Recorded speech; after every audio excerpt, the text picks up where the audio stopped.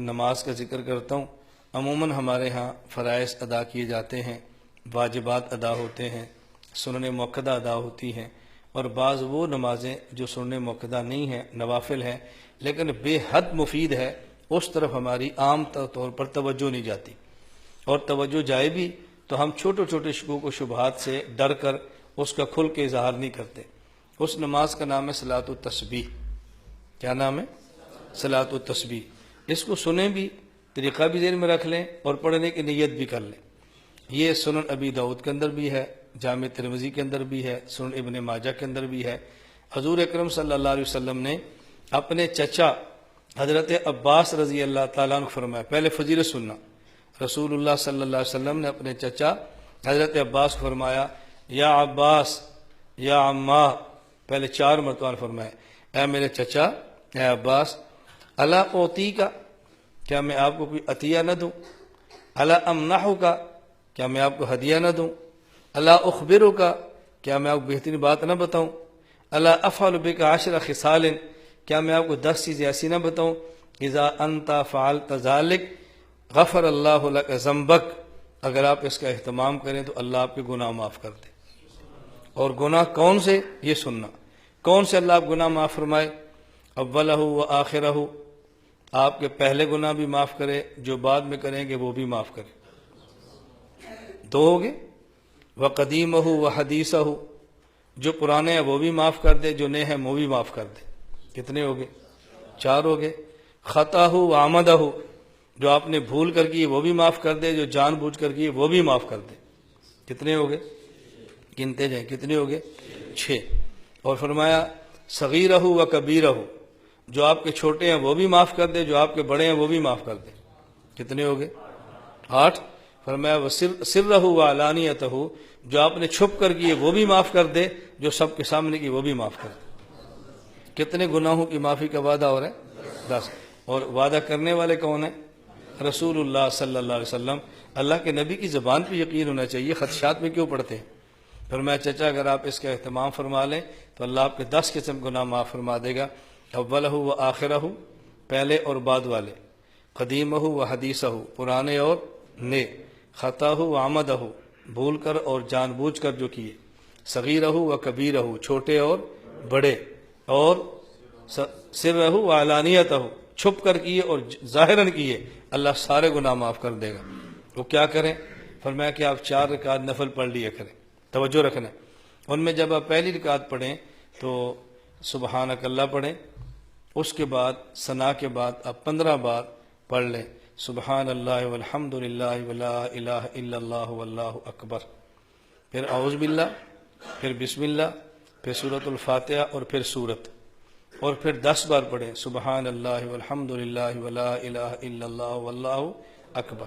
پھر آپ رکوع میں جائیں، رکوع کی تسبیحات پڑھیں، سبحان ربی العظیم 3 بار، 7 بار، 9 بار طاق جو ہے، اور پھر آپ 10 بار پڑھیں سبحان اللہ والحمد للہ ولا الہ الا اللہ واللہ اکبر۔ پھر آپ کھڑے ہو، جیسے کہتے ہیں قوما، سمع اللہ لمن حمدہ ربنا لک الحمد، یہ پڑھیں، اور اس کے بعد پھر آپ 10 بار پڑھیں سبحان اللہ والحمد للہ ولا الہ الا اللہ واللہ اکبر۔ پھر سجدے میں جائیں، پھر سجدے کی تسبیح سبحان ربی الاعلیٰ 3 بار، 5 بار، 7 بار، 9 بار طاق، پھر 10 بار پڑھیں یہی سبحان اللہ والحمد للہ ولا الہ الا اللہ واللہ اکبر۔ پھر آپ سجدے سے اٹھیں، اسے کہتے ہیں جلسہ، بیٹھیں، اس میں پھر آپ پڑھیں 10 بار سبحان اللہ والحمد للہ ولا الہ الا اللہ واللہ اکبر۔ پھر آپ سجدے میں جائیں اور سجدے کی تسبیح پڑھیں سبحان ربی الاعلیٰ 3 بار، 5 بار، 7 بار، جو بھی اس کا عدد تھا طاق عدد۔ اس کے بعد پھر 10 بار پڑھیں سبحان اللہ والحمد للہ ولا الہ الا اللہ واللہ اکبر۔ تو ایک رکعت میں آپ نے پڑھا ہے 75 بار۔ کتنی بار؟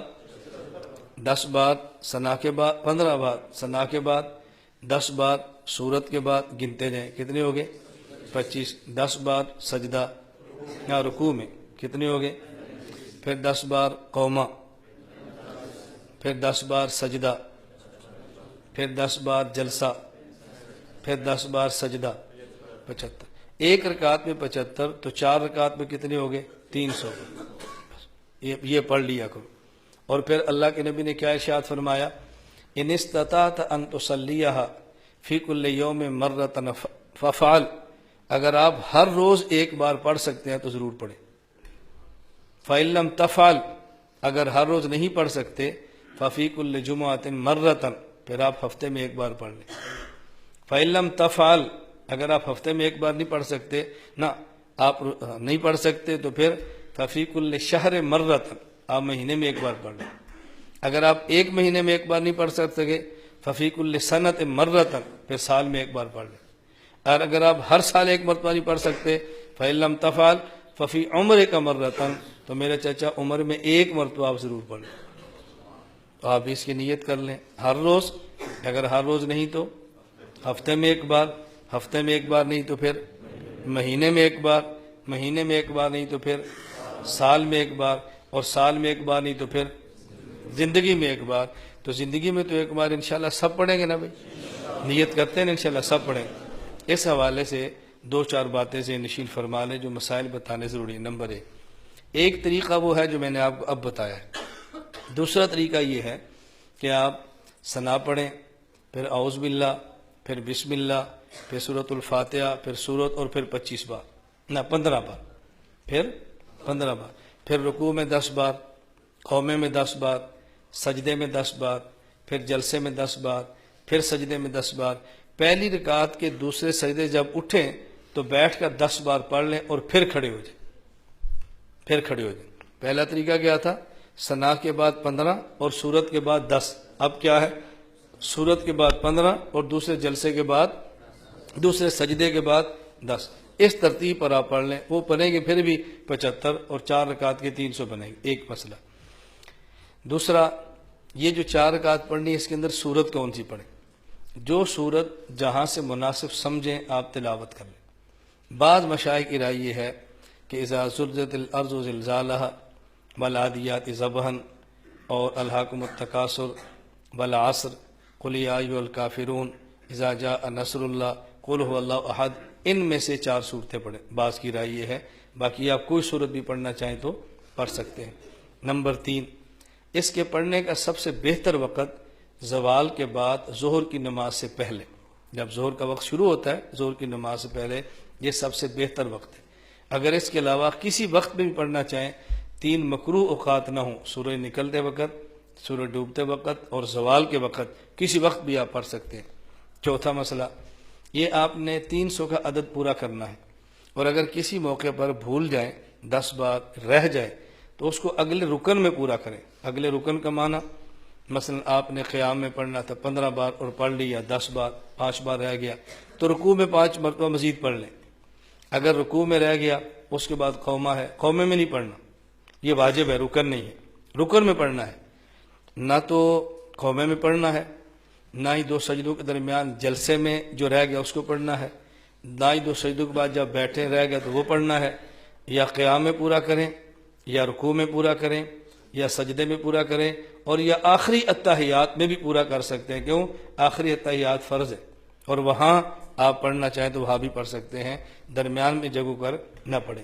ان چیزوں کا آپ خیال کریں کہ میں نے چند ایک اس کے متعلق آپ کو مسائل بتائے ہیں، اور اس حوالے سے جماعت نہ کرائیں، اکیلے اکیلے پڑھیں۔ اب تو ہمارے ہاں ایک عجیب مسئلہ شروع ہوا کہ صلاۃ و تسبیح کا اعلان ہوتا ہے اور عورتیں جماعت کراتی ہیں۔ جی مرد نہیں، عورتیں، ہم کہتے ہیں مرد جماعت نہ کرائیں، اب عورتیں جماعت کے لیے تیار بیٹھی ہیں۔ اس لیے جماعت نہیں کرانی، انفراداً پڑھنا ہے، گھر میں پڑھیں، خلوت میں پڑھیں، نوافل ہیں، اور سب سے بہتر یہی ہے۔ باقی مسجد میں آ کر پڑھیں تب بھی حرج نہیں ہے، لیکن جماعت کا اہتمام نہ کرائیں۔ اللہ تعالی ہم سب کو اہتمام کی توفیق عطا فرمائے۔ تو آپ اس کا خیال رکھیں گے نا بھی انشاءاللہ۔